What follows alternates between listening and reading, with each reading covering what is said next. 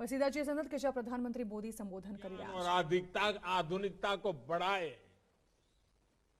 ये काम भाजपा ही कर रही है और भाजपा ही कर सकती है। बीते 5 सालों में अगर यूपी में अनेकों नए शिक्षण संस्थान खुले हैं, आईटीआई खुली है, नए मेडिकल कॉलेज बने हैं, इतने सारे नए विश्वविद्यालय बने हैं, तो इसके पीछे युवा सपने ही है, युवा आकांक्षाएं ही हैं। भाइयों और बहनों, सबका साथ, सबका विकास, सबका विश्वास और सबका प्रयास, ये हमारे लिए डबल इंजन सरकार की नीति और निष्ठा का मूल मंत्र भी है। बीते वर्षों में जो भी योजनाएं भाजपा सरकार ने लागू की हैं, उनका लाभ सभी को मिला है, बिना किसी भेदभाव मिला है। यही भावना तो हमारे संविधान के मूल में है। ऐसा ही भारत ने और ऐसा ही भारत तो बाबा साहब भीमराव आंबेडकर देखना चाहते थे।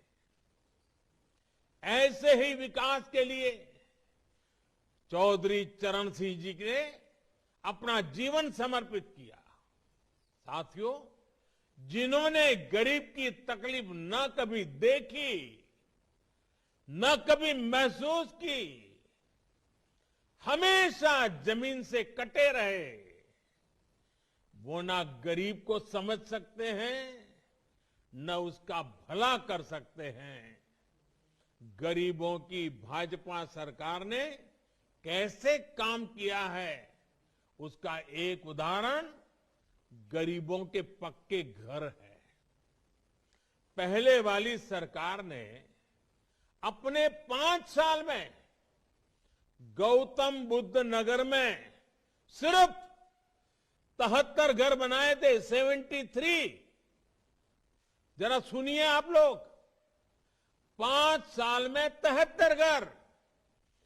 योगी जी की सरकार ने इन्हीं 5 सालों में उस एक जिले में करीब करीब 23,000 घर बनाकर शहरी गरीबों को दिए हैं।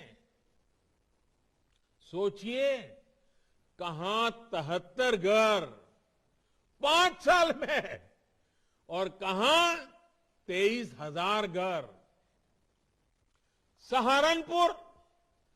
सहारनपुर शहर में भी पहले वाली सरकार ने सिर्फ 221 घर गरीबों के लिए बनवाए थे। 221, 5 साल में 221।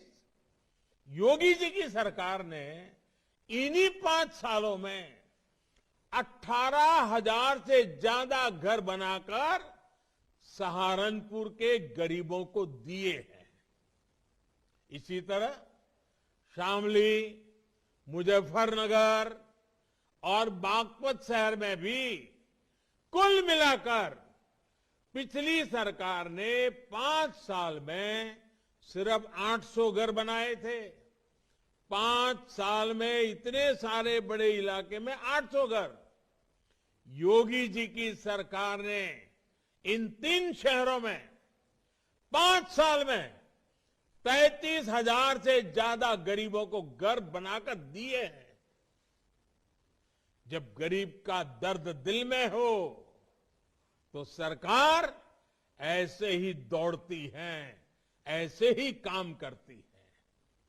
यही फर्क है जो आज यूपी के लोग देख रहे हैं, समझ रहे हैं। पिछली सरकार जहां पूरे यूपी में कुछ हजार घर ही बनवा पाई थी, वहीं योगी जी की सरकार ने अपने 5 साल में 33 लाख से ज्यादा घर बनाकर गरीबों को दिए हैं। તો આ સાથે સમાચારોમાં હાલ રોકાઈશું બ્રેક માટે।